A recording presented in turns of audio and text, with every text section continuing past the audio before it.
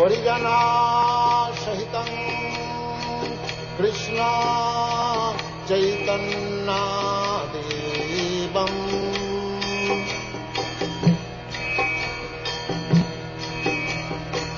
Sri Radha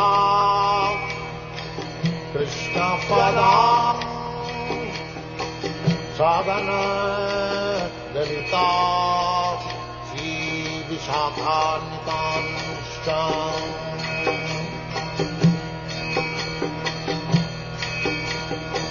Sri Krishna Chaitanya Prabhu Nityananda Sri Advaita Gadadhar Sivasadi Gaurata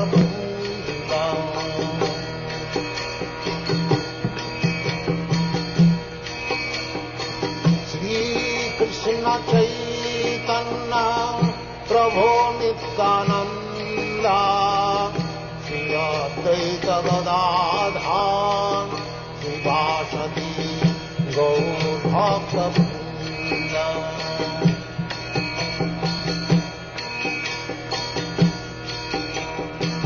Sri Krishna Chaitanya Prabhu Nityananda Advaita Gadadhar Sivasadi Gaurabhakta Vrinda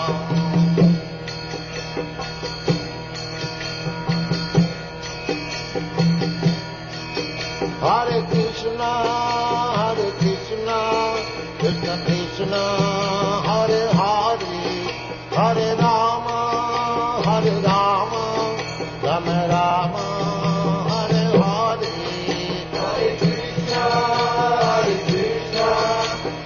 Krishna, Hare Hare, Hare Rama, Rama Rama, Hare Hare. Hare Krishna, Krishna Krishna, Hare Hare, Hare Rama, Rama Rama, Hare Hare. Hare Krishna, Krishna Krishna, Hare Hare, Hare Rama, Rama Rama, Hare Hare. Hare Krishna, Krishna Krishna, Hare Hare, Hare Rama, Rama Rama, Hare Hare. Hare Krishna.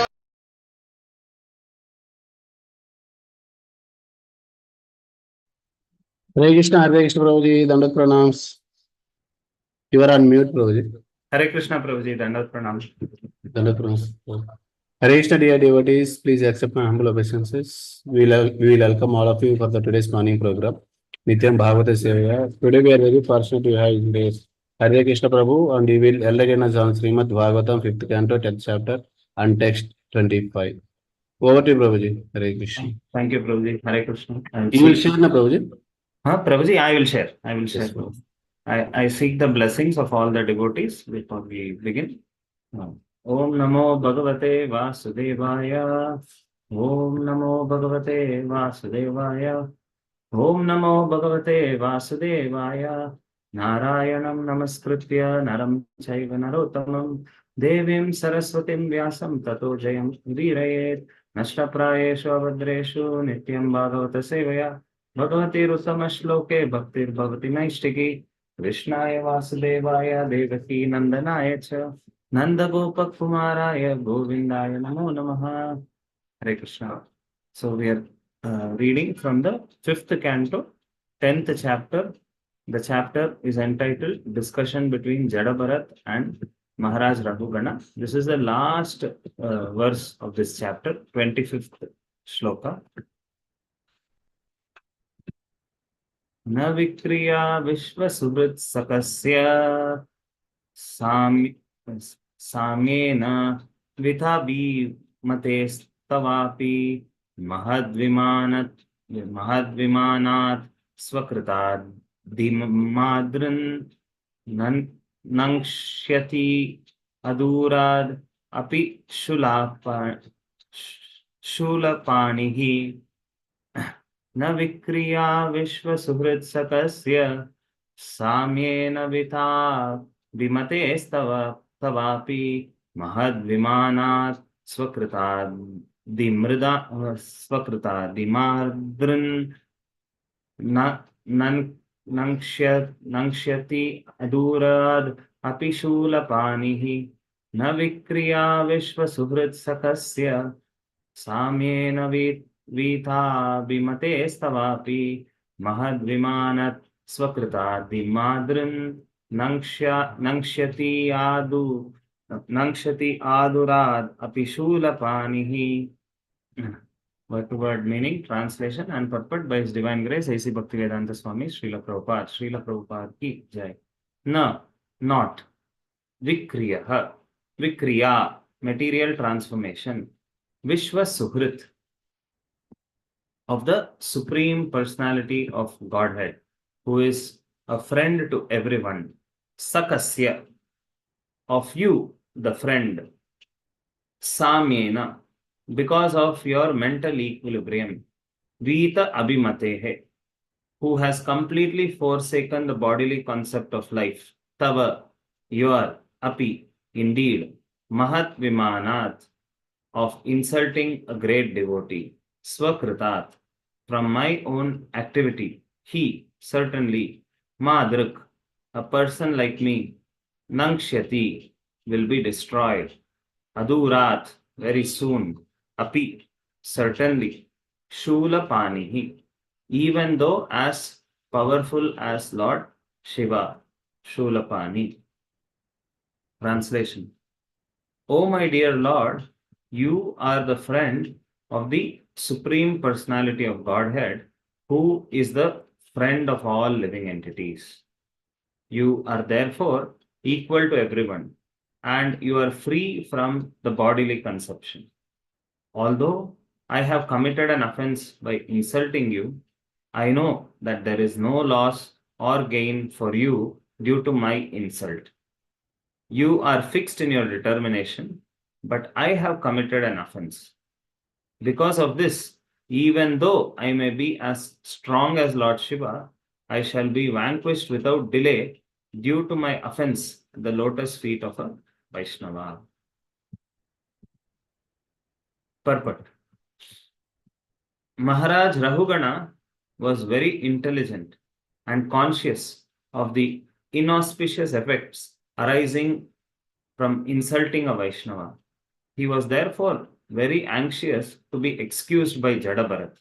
Following in the footsteps of Maharaj Rahugana, everyone should be cautious not to commit an offense at the lotus feet of a Vaishnava.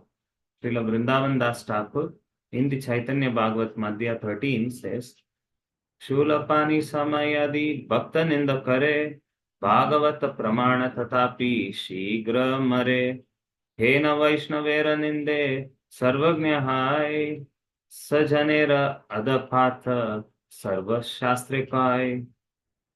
Even if one is as strong as Lord Shiva, who carries a trident in his hand, one will nonetheless fall down from his spiritual position if he tries to insult a Vaishnava. This is the verdict of all scriptures. He also says this in the Chaitanya Bhagavata. Vaishnavera ninda kari bekayara gana Thara raksha samartya nahi kakona jana Shulapani samayadi Vaishnavera ninde tatapiha nashayaya kahe shastra vrinde Ihana maniyaye sujana ninda kare janme janme se papishta daiva doshe mare. One who blasphemes a Vaishnava cannot be protected by anyone. Even if a person is as strong as Lord Shiva, if he blasphemes a Vaishnava, he is sure to be destroyed. This is the verdict of all Shastras. if one does not care for the verdict of Shastras and dares to blaspheme a Vaishnava, he suffers life after life because of this.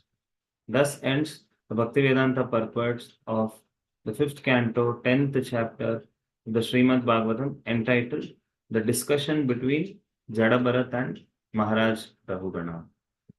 Hare Krishna.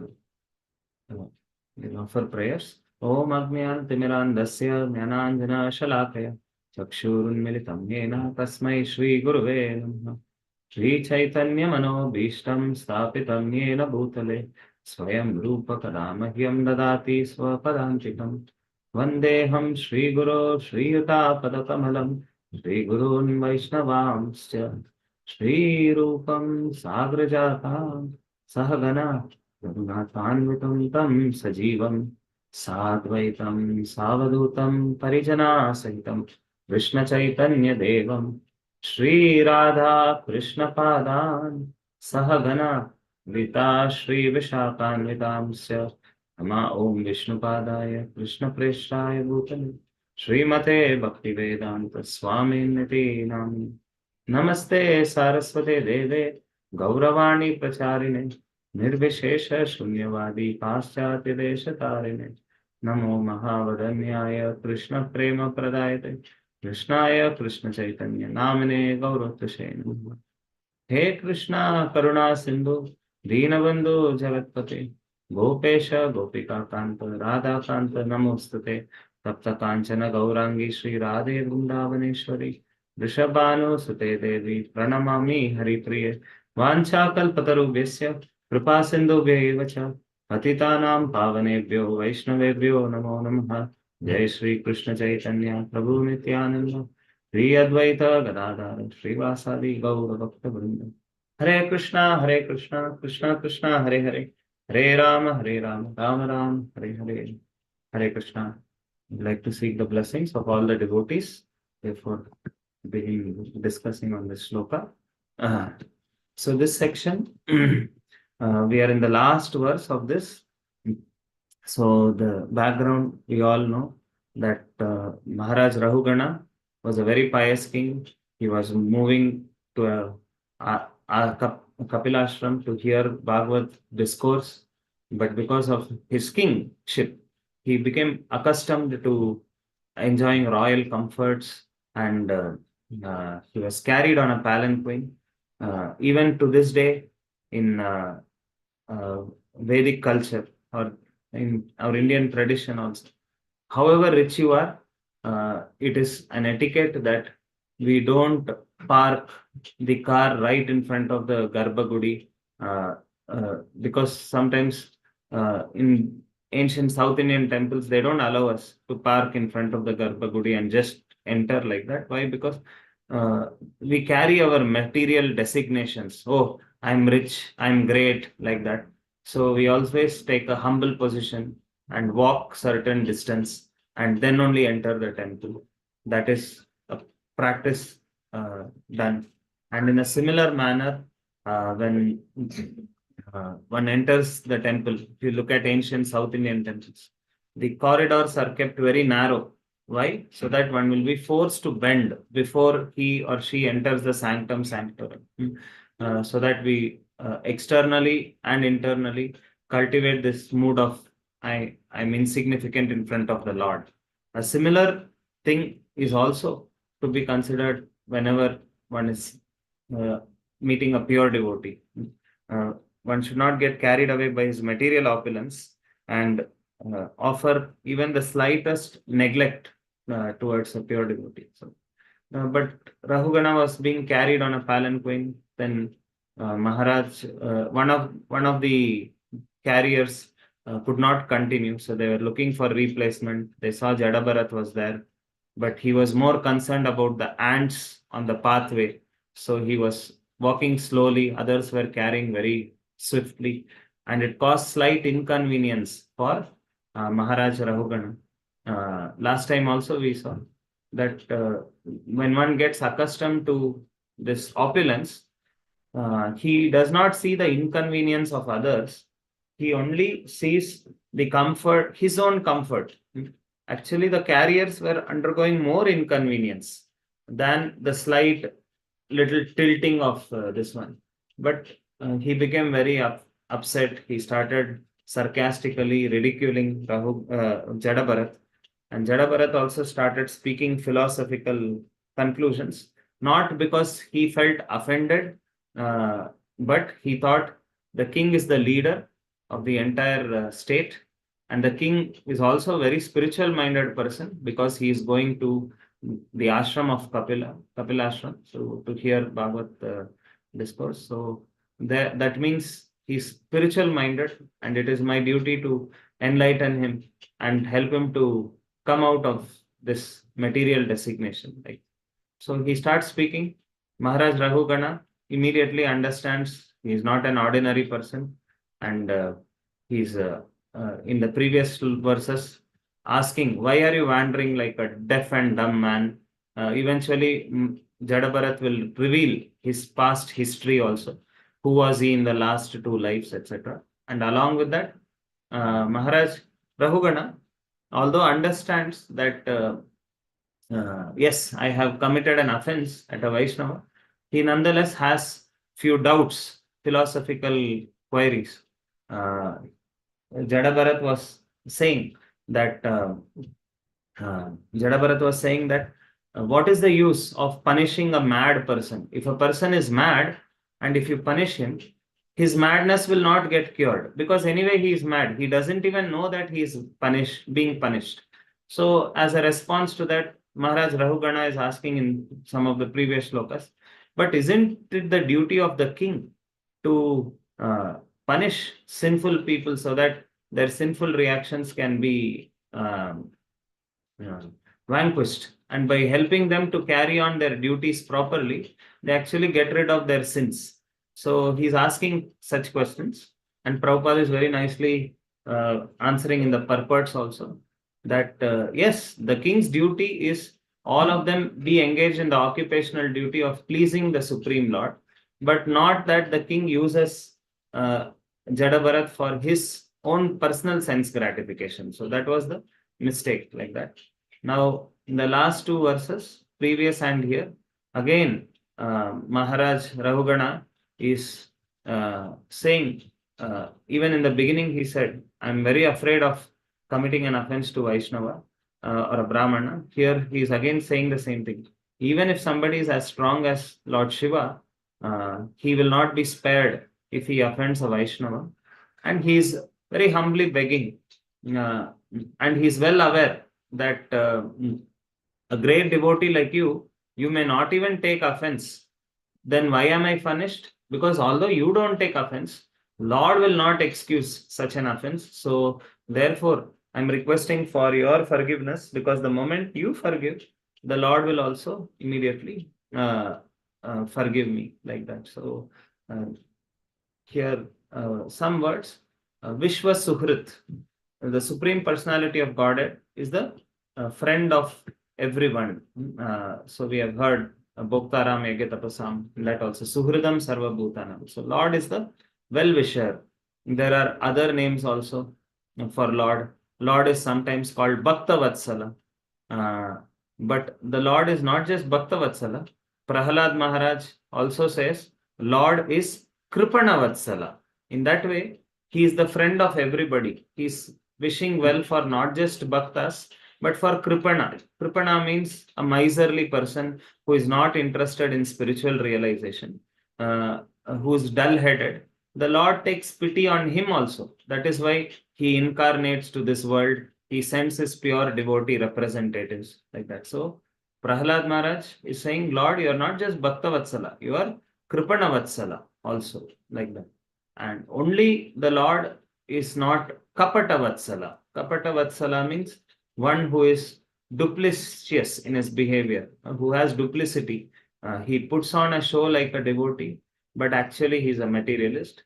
Then the Lord feels he withdraws his mercy. But if he's fallen, but he's sincere, repenting, or he's innocently doing something without awareness, the Lord still has merciful this one. But duplicity means he knows this is wrong, and that's why he externally shows he's a great devotee, because he knows I get name, fame, respect, but internally he cultivates all his wisdom. So just like how Lord is Kripana Vatsala, in the Guru Puja we sing, the Guru or the Vaishnavas are also Adama Janara Bandhu, the friend of the fallen. So he's Maharaj Rahugana is praying to Jadabharat, you are the friend of the Vishwa Suhrit. That means you are also friend of everybody, because if you are a friend of the Supreme Lord or child of the Supreme Lord or devotee, naturally you understand everyone is Lord's child. So we will also try to wish well for everybody like that. And you are completely free from the bodily concept of life. How is Maharaj Rahugana making this statement? Because he saw that after speaking all the philosophy, Jadabharat again took up the palanquin to carry happily, because he was thinking, my bodily karma, what I have to endure, I'm just this one, but the soul has nothing to do with this body. So he was just trying to diminish his karmic reaction. He again picked up the palanquin. If somebody insults us, that too, uh, if it is a paid job, etc., sometimes we may tolerate. But a Brahmana in the Vedic society is never obliged to anybody. Jadabharat was actually from a Brahminical family. He was not obliged to the king. He was not paid by the king. So if he was insulted, he could have immediately walked off if he had taken that insult. But he thought, maybe I'm exhausting my past karma. If you still feel I should carry, I'm ready to carry. So he was completely away from the bodily concept of life. And here it is in the purport, the mention is so. In the translation, it is said, there is no loss or gain for you due to my insult. You are fixed in your determination, but the Lord will take it as an offense and punish me. So I know I will be vanquished without any delay. So he's asking for excuse. And Vrindavan Das Thakur is also saying, even if one is as strong as Lord Shiva, not that Lord Shiva has committed an offense, but even if such a person offends, he will be punished like that. And again, the other verse also, which is mentioned here, is also speaking of the same thing. So I thought I will share something more on Vaishnava offense. So in this one, we see there are 6 types of offenses. Even Bhakti Vinod Thakur says, and I think it comes in the Skanda Puran. I will open that. So the Skanda Puran it comes also. One is killing a Vaishnava. The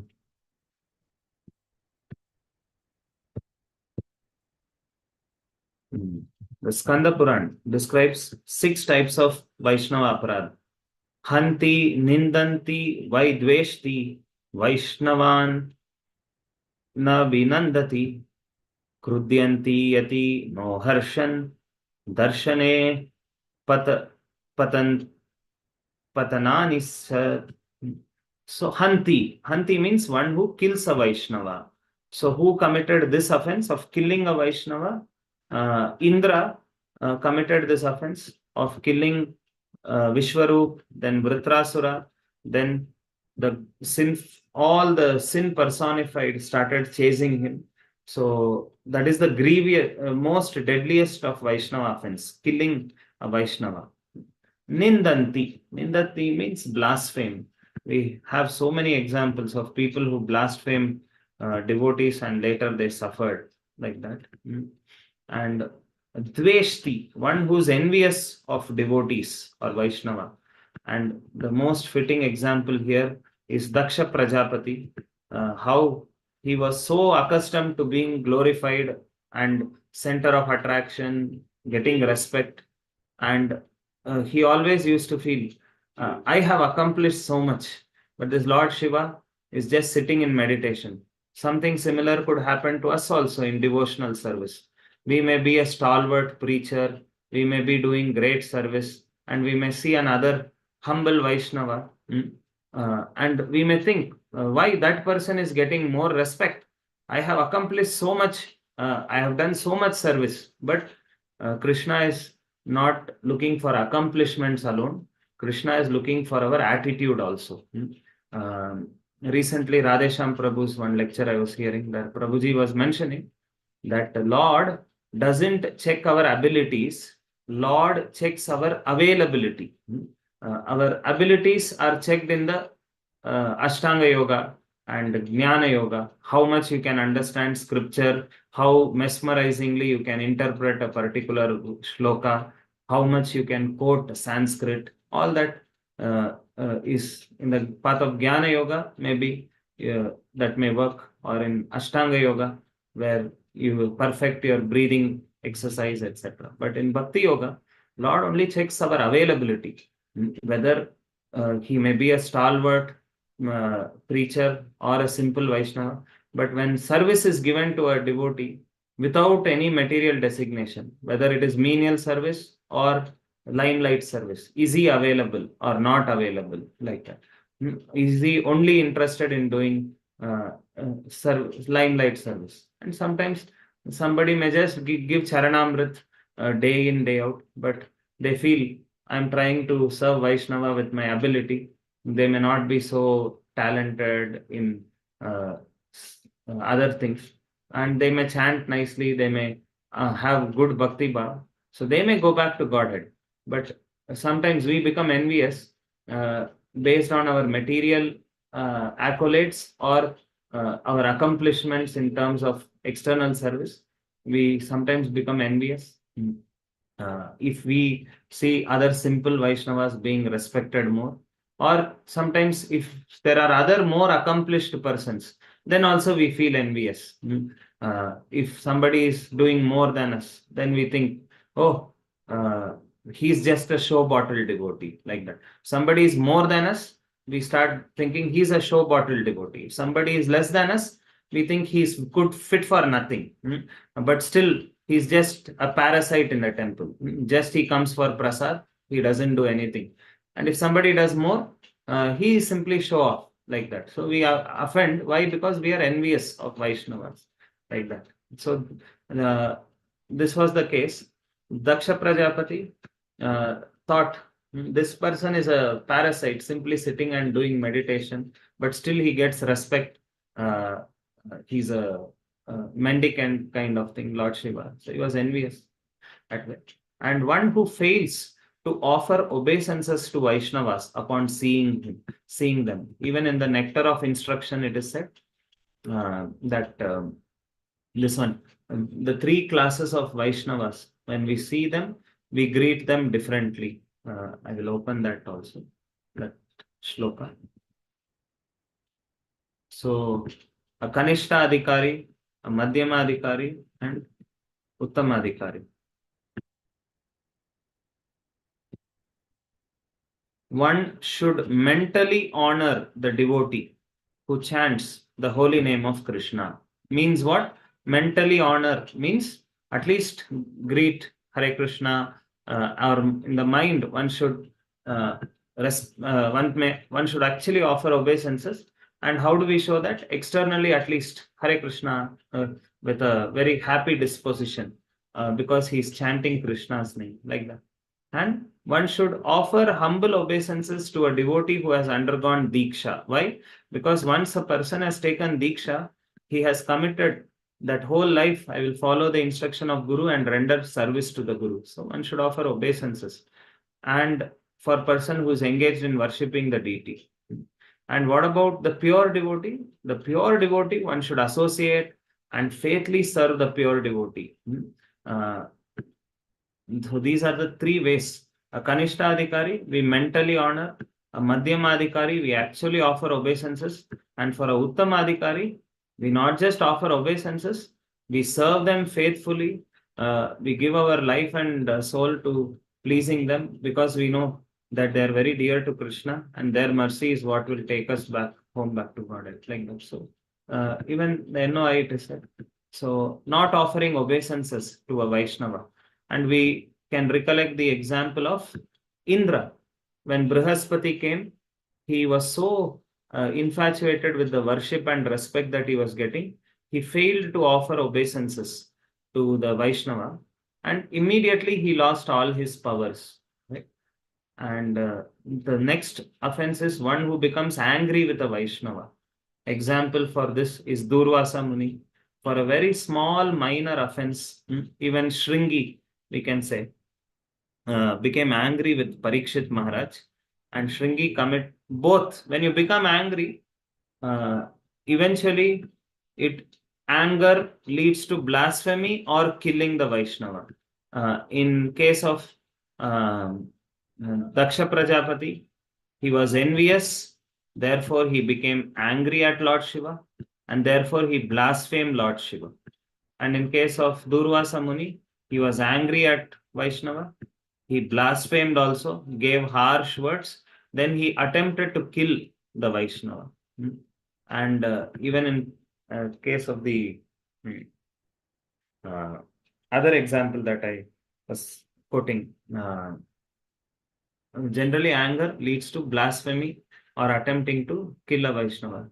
So Durvasa Muni also did the same thing. He became angry, but eventually the Sudarshan scorched Durvasa Muni's body. Then finally he understood his offense. Even Shringi did the same thing. He killed the Vaishnava eventually because of his anger. He blasphemed and then eventually killed.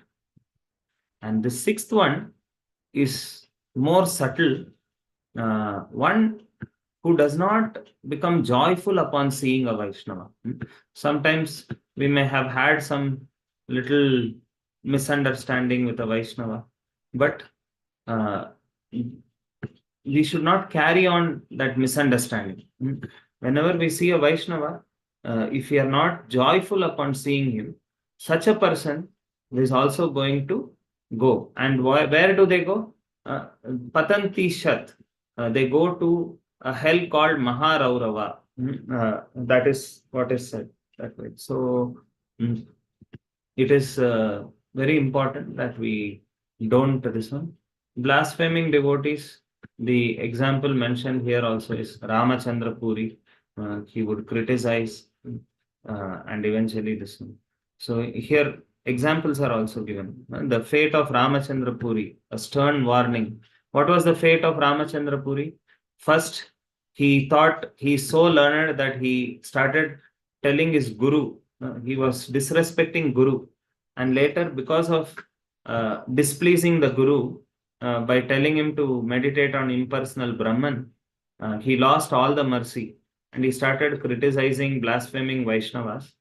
And eventually he became a dry logician, and nobody wanted his company like that. And Daksha's offense and Durvasa's offense, although Daksha apologized for Lord Shiva to the offense, apparently it was not offered with proper remorse. Therefore, because it was not offered with proper remorse, that aparadha tendency resurfaced later on. And again, Daksha offended Narada Muni when Narada actually sent all the children to his children to take sannyas like that. So that way.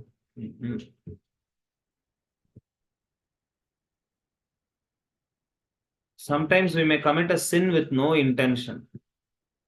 For example, we may offer polluted food to a saint, not knowing it is polluted. This is called purely accidental offense. So,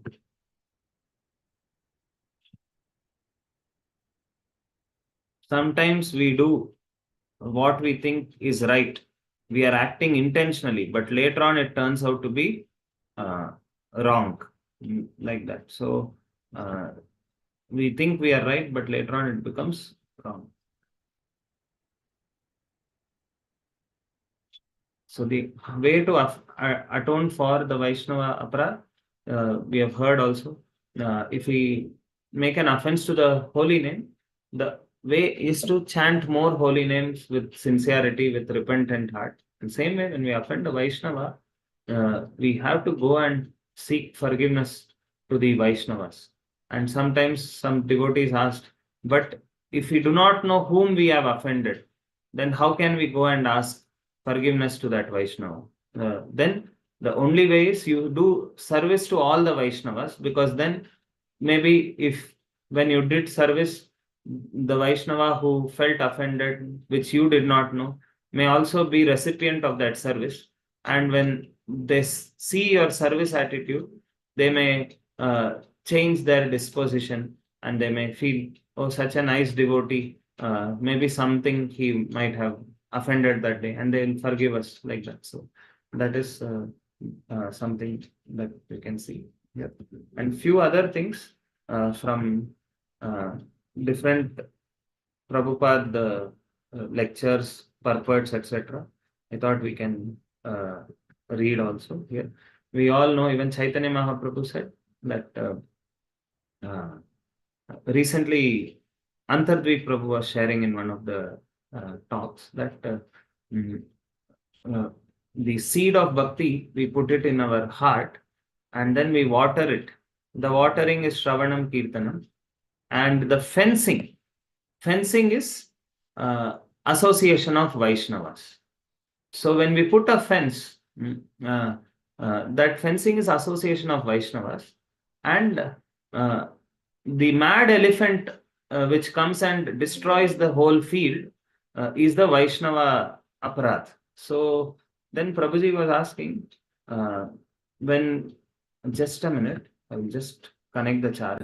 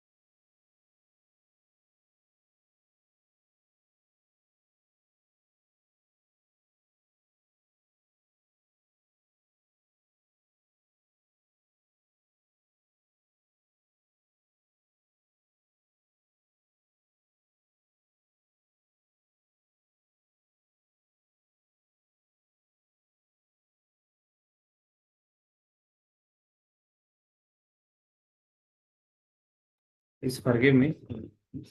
So,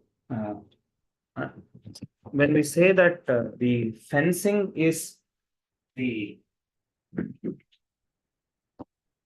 association of devotees, how can that be? 1 minute.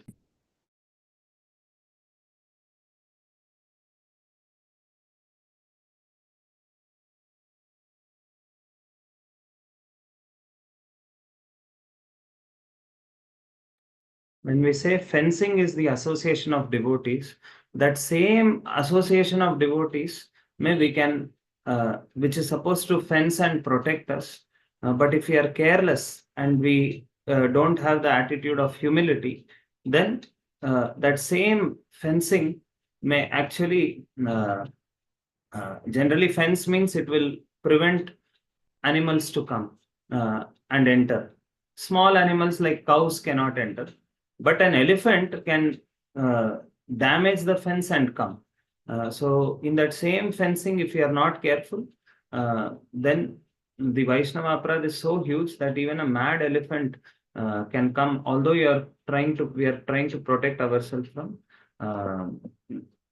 bad association by Vaishnava Sangha, but all that fencing will be damaged by the mad elephant offense.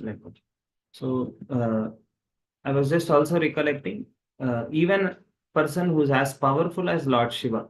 One example from the Chaitanya Charitamrita that comes to our mind is about Sachi Mata. During the Mahaprakash Leela, everybody got mercy of Chaitanya Mahaprabhu, but Sachi Mata did not get the mercy of Chaitanya Mahaprabhu. And all were wondering why. Then Mahaprabhu said, because she had offended Advaita Acharya, like that. And what was Sachi Mata's offense? It was not that Advaita Acharya even knew that she was talking. Sometimes we also very casually talk behind the back about some Vaishnava, but the Lord is noticing it. So we have to be careful like that. So what was Sachi Mata's offense? Sachi Mata had Vishwarup, her elder son, and he would regularly go to Advaita Acharya's house to read Bhagavatam. And reading Bhagavatam, he became so detached from material enjoyment that he took sannyas.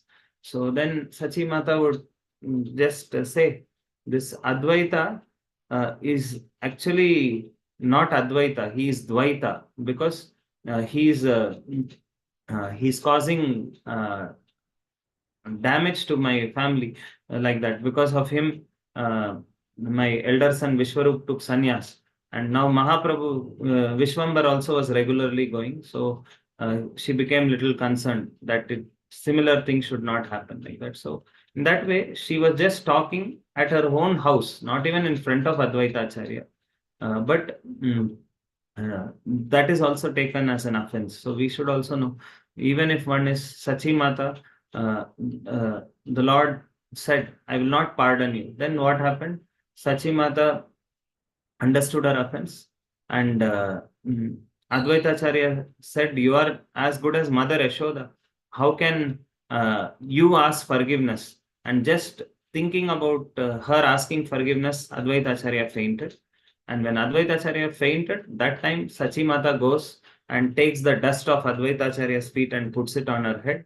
And then Mahaprabhu is pleased. Now, because she has sought forgiveness by becoming humble and falling at the feet of that Vaishnava whom she committed offense, Mahaprabhu gave her mercy. So, this is one thing that we can remember from Chaitanya Charitamrita. And here, this famous shloka is also there.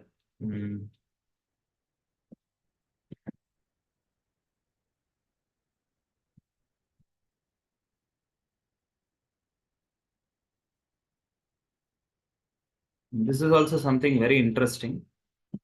What does offense to the devotee of Lord do? In the first canto, Prabhupada is writing in the purport that Dhritarashtra's thing. Vidura, in one sense, was astonished to see how Dhritarashtra was so attached, but afterwards, when Vidura heavily preached, he gave up the home, comfort, and he became a yogi. So, in one sense, he was astonished by sudden detachment of Dhritarashtra. But on the other hand, Vidura was little pained because Dhritarashtra could not become a pure devotee, but just became a yogi. And then Prabhupada is saying, why, although Vidura is a pure devotee, he bestowed mercy on Dhritarashtra. Despite a pure devotee bestowing mercy on a person, still he could not achieve bhakti because of the previous offenses committed by Dhritarashtra. Dhritarashtra was very inimical to the Pandavas. An offense at the feet of Vaishnava is more dangerous. Vidura was certainly very liberal to bestow mercy upon Dhritarashtra, whose past life was very materialistic. But ultimately, the result of such mercy certainly depended on the will of the Supreme Lord in the present life. So the Lord thought, he has committed so much offense. How can I give him the Sangha of devotees again? Because the old tendencies may still crop up like that. So that is why Dhritarashtra was not given a chance to become pure devotee. Very striking. Even if one pure devotee desires to take us out, but if our offenses are so great that the Lord may sometimes give a waiting list ticket and say, I'll wait, I will observe 1 or 2 lifetimes how you are behaving with Vaishnavas. Then I will decide whether the pure devotee's mercy should fully be acting on you or not, like that. So, very important lesson for us. Sachi Mata's things we hear. We should not talk behind the back also of Vaishnavas. Anyway, that Vaishnava won't come to know. Lord is taking care. And from here we can see that how even if a pure devotee tries to give us mercy, but if our offenses are great, Lord will not this one. And needless to say, Shaubri Muni's example is often quoted. Shaubri Muni was such a yogi, had such sense control. He was doing meditation underwater, but because he offended Garuda, Garuda would come to the lake and carry fishes and go to eat.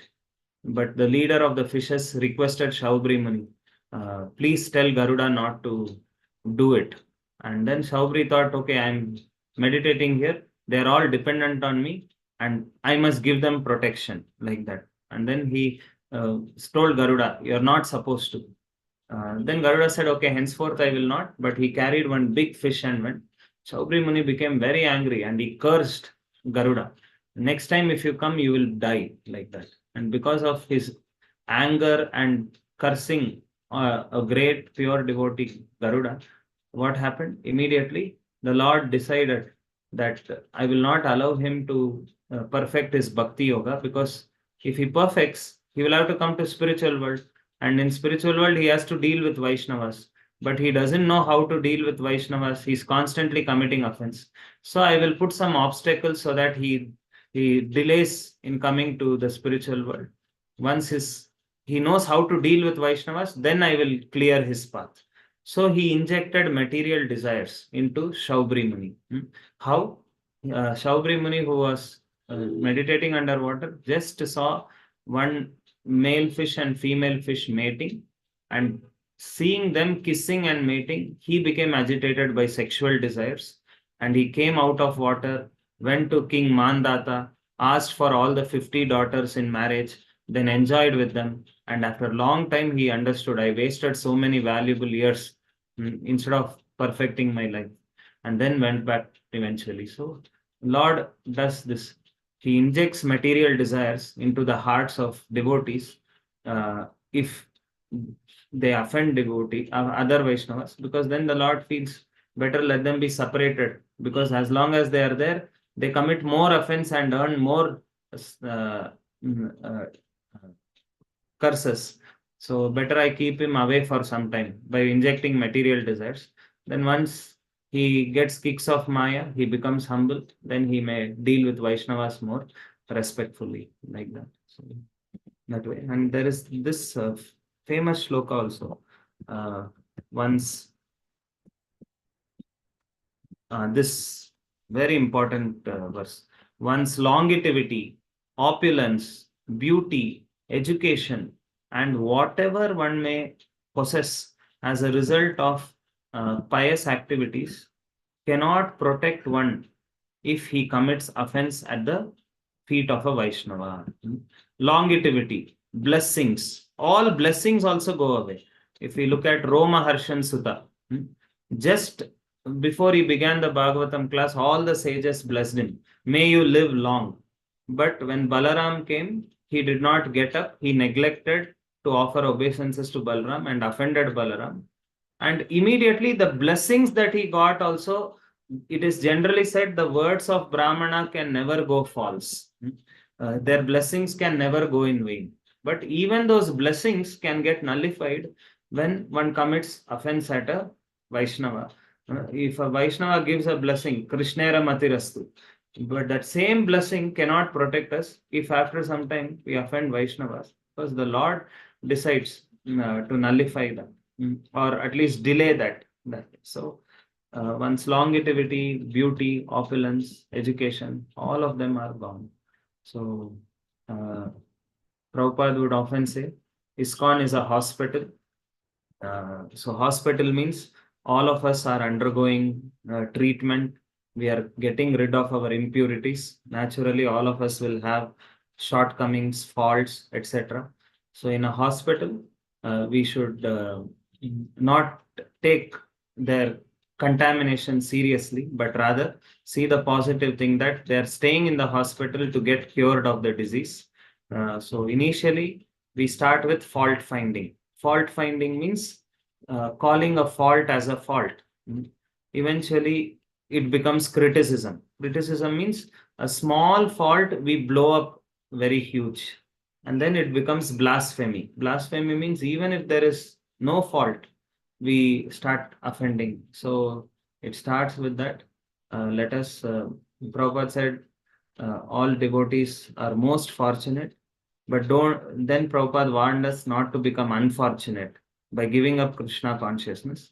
So Krishna consciousness can be given up by getting attracted to sinful activities, materialistic tendencies, as well as by committing offense at the feet of Vaishnavas. So we can pray and beg for the mercy of all devotees and seek for their forgiveness if we have offended them knowingly or unknowingly.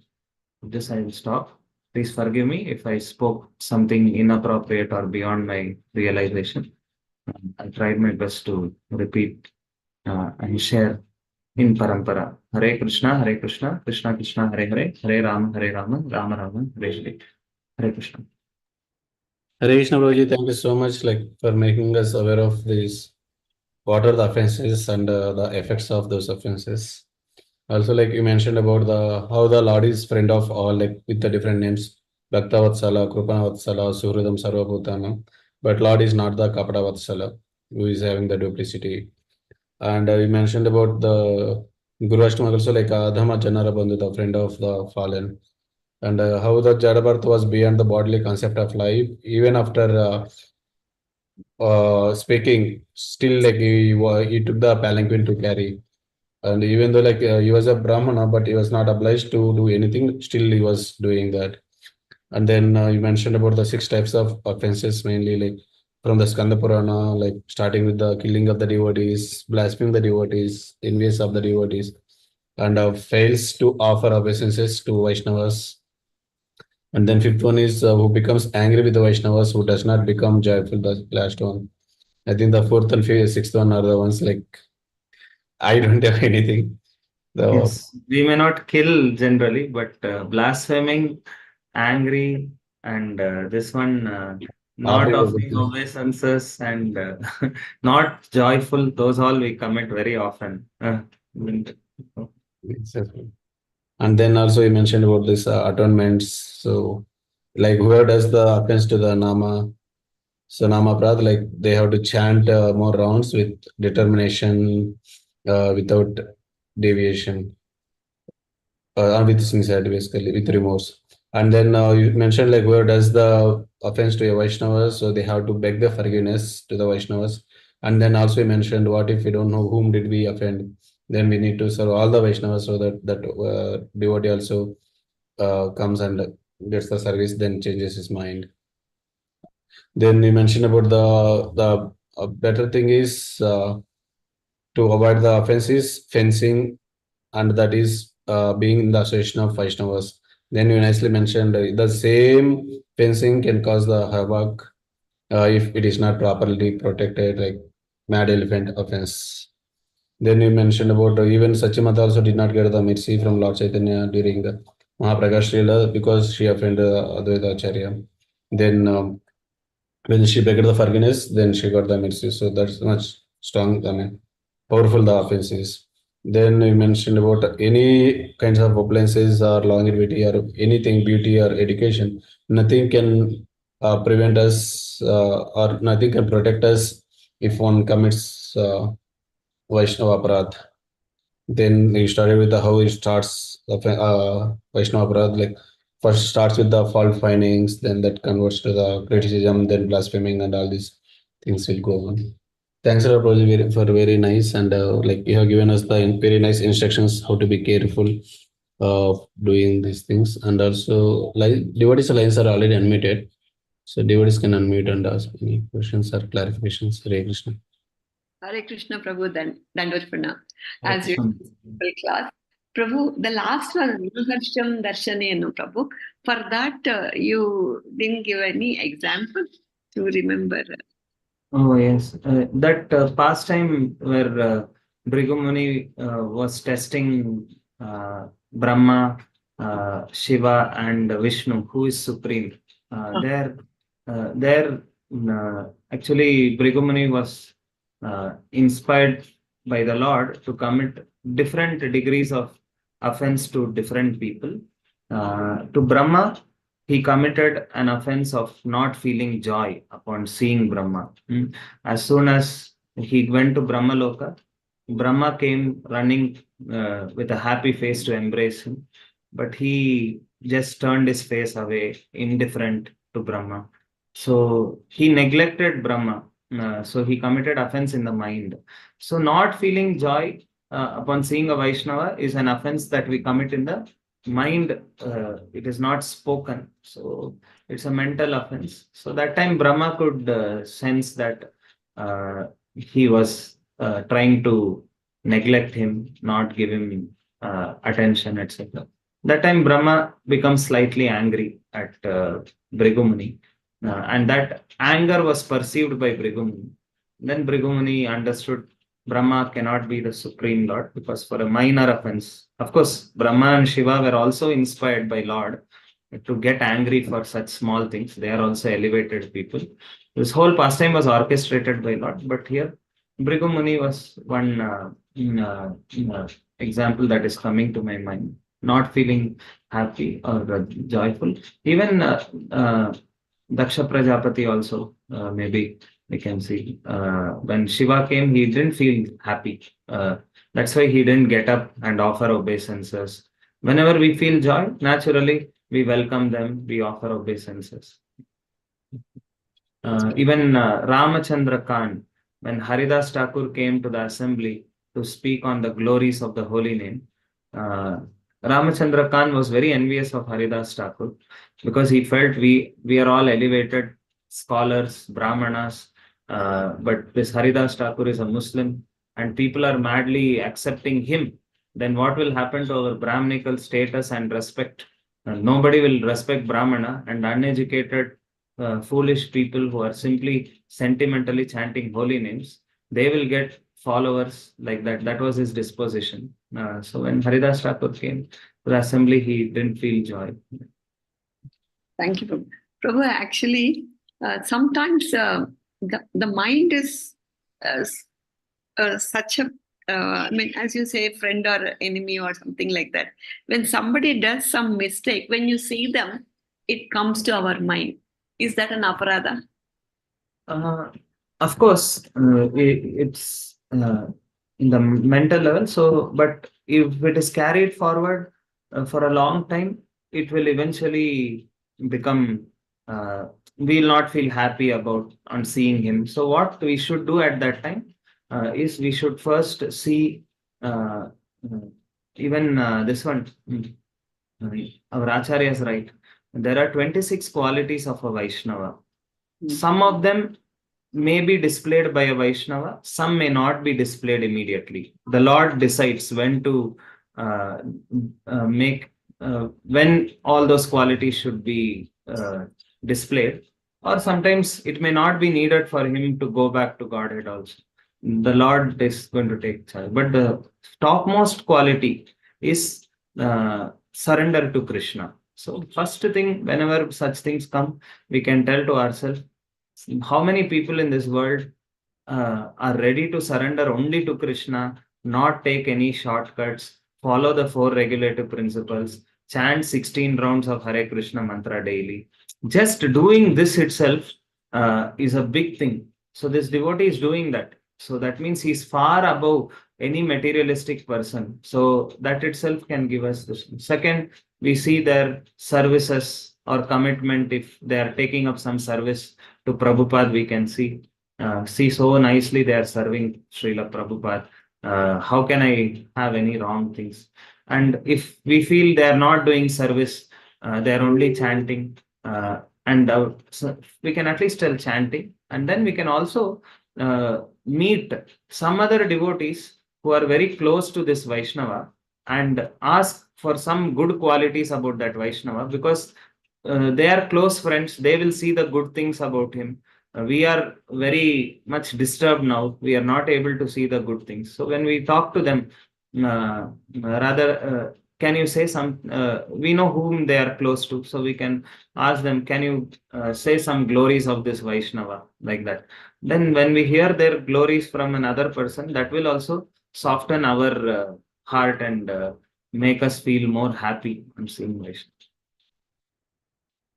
No, Prabhu, actually, usually they say you glorify the Vaishnavas, they say. But there are some people, like, they just leaps and bounds, they glorify. Like, that time I feel, why this person is doing like that?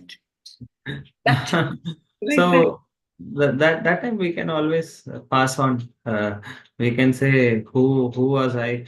I was just rotting in the material world. Devotees mercifully brought me in touch with Krishna consciousness. Otherwise, what we would be doing, sitting and watching some TV serial or movie, that would be our life. So, what credit is there to us? We are just we because of some devotees' mercy, we have come here like that. We can pass on the glories, even if they glorify. Sometimes devotees may genuinely feel, sometimes to encourage us also, they may glorify. Whatever it is, we can always pass it on to this one. Then we have no feeling of being glorified, because we know it is not our glory. It is actually the Vaishnavas who preach to us. If they're able to see something good in such a materialistic person like me, that means how powerful is the mercy of a Vaishnava. Even in a materialistic person like me, something good is seen, like that one. So maybe at that time when that thought comes to me, I just recite Hare Krishna Mahamantra once and then say, I'm Yes. sorry. That's all. Hare Krishna Prabhu. That was Pranam. Very nice, wonderful class. Thank you. Hare Krishna Prasad Balram Prabhuji, I think you were unmuted earlier. Yeah, thank you, Prabhu. So, Haridev Prabhu, thank you so much.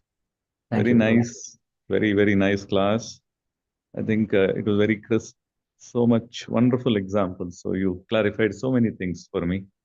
Thank you so much. And then the way it was analyzed, what are the different types of aparads that can come in, how it grows within us, and then how it would actually manifest externally, and then it becomes very difficult. And then how the Lord is so merciful that He injects material desires so that the person is prevented from carrying on the association, and then he is then I mean, at least it's a stop that happens and all that. So it's actually very scary to hear all this, but then yes, very nice to know how the mercy of the Lord is acting, even if there is some such feelings that come. And then, so I think it needs a very high level of understanding, high level of acceptance, tolerance, patience. So, but thanks for bringing all that up, Prabhu. Thank you so much.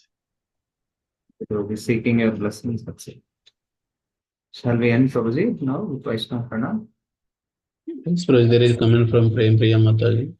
Hare Krishna Prabhu, thank you for the instructive and enlightening class on how to avoid offenses to devotees of Lord with wonderful examples from Shastras. Yes, Prabhuji, we can touch with Vaishnava Pranam. कल्पतरोस्य कृपा सिन्धुभ्येव च पतितानां पावनेभ्यो वैष्णवेभ्यो नमो नमः। अनंतकोटि वैष्णव वृंद की जय। मंत्रा श्रीमद् भागवतम की जय। श्रील प्रभुपाद की जय। हरे Krishna. Hare Krishna Prabhuji, thank you very much once again. Thanks all devotees for being attentive. Again, we'll meet tomorrow at 7:15 in the morning. Hare Krishna. Now ending the class.